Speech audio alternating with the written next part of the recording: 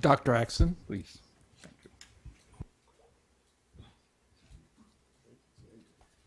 Thank you. I'm delighted to be invited to speak. Nature is very fierce about access to methods, data, and materials. Papers that are published in Nature research journals have to show they're working.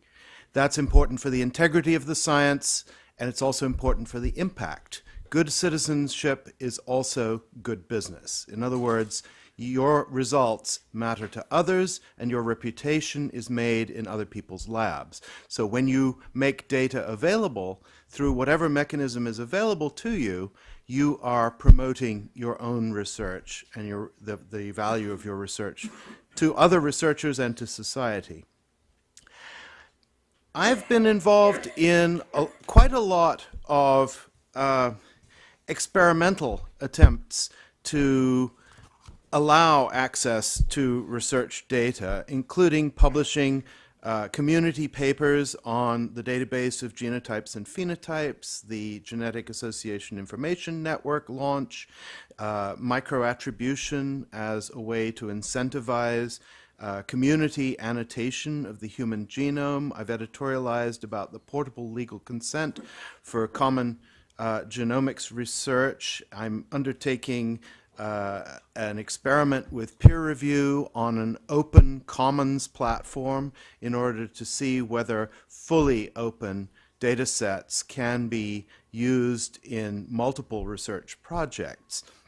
But I think what I would like to talk about today is what is the most pragmatic way to immediately move to a way to share clinical trial data in a way that other trials can benefit from it, but also we can get quick knowledge turns in terms of hypothesis generation, validation, and new hypotheses for basic research. It's that flexibility in reuse that is afforded by the individual level data availability that is important. So what can we do? Obviously, the funders would love it if all the data funded by public funding could be put in a public repository, and everybody could, who is a qualified researcher, could come in and see and use that data. I think the idea of a repository, either at the industry level at your own institution or your company, or in a public place, in the case of publicly funded science, I think is a very good idea. But what I don't want to see is the separation of the people who have invested their time in the trial from the data. And I think there are two reasons for that.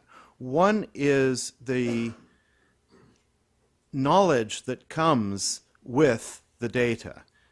And I see two tracks, essentially, for reuse of data. One is reuse of the data with the original trial organizers as co-authors, in which case they're engaged in the analysis and it's a formal collaboration. The other track that I see is that the data gatherers, the trial organizers, are cited as collaborators but not authors. And that allows the original trial organizers to distance themselves from the conclusions of the reusers of the data. And I think that's very important in order to get some independent analysis, but it's also important that the people who spent their many years organizing the trial still get credit in the publication sphere. Even if the conclusions end up being critical to the trial, I think it's very important to keep that provenance there.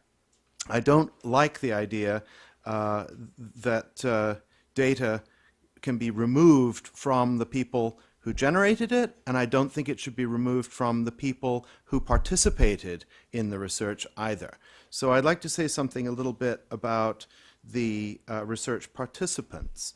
Now, opening up individual level data to research participants can generate important insights that can improve trial quality, recruitment, utility, and research use.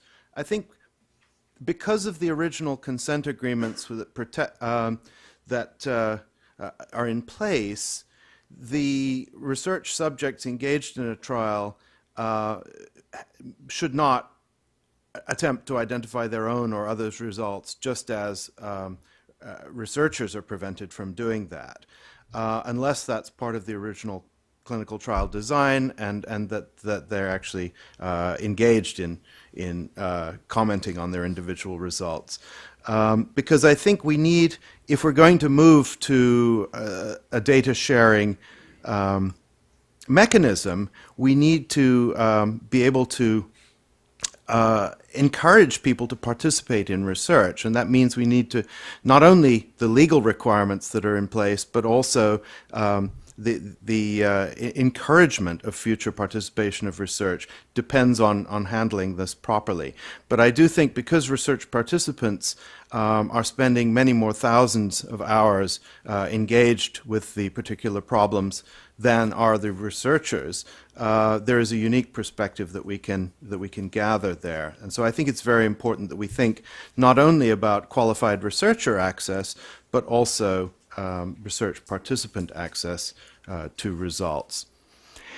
I've done some experiments with how you would obtain access to research results, and I think it's essential that anyone wanting to reuse the results put in a request documenting status as a bona fide researcher with a research plan detailing aims and objectives of the research to be performed with the requested data, specifying the data set necessary and sufficient to conduct the proposed research, and an analytical justification for the research data set, and a detailed documentation on the processes to ensure that the data will not be distributed to third parties, will be secured and protected to safeguard the privacy of the research subjects.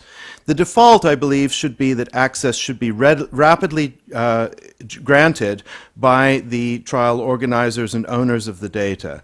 If not, I think a data access moderation committee model is a good one. It should include members of the trial group and independent researchers and or participant representatives.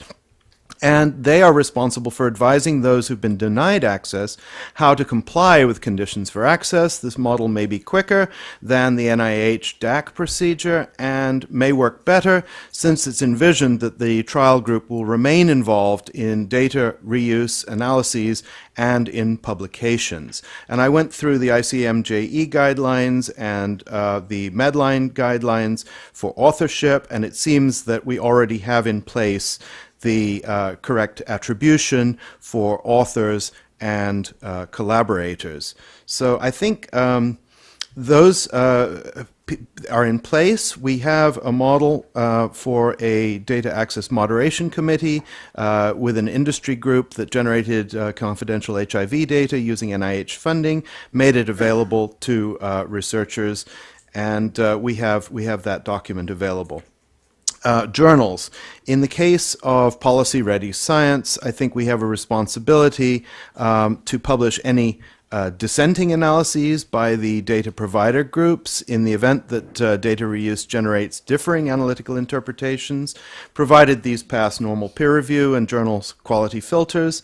And in the case of policy-ready science, the journal has a responsibility to assign peer reviewers who are familiar with the needs of policymakers and to explain the appropriate societal perspective and the implications of the results published. So I think we have a model where we could pragmatically go immediately to full data sharing, but I don't think we should remove the original data generators and the research participants from that process. I think they need to be given credit using existing mechanisms that we have, and I think journals have a part to play in that process. Thank you.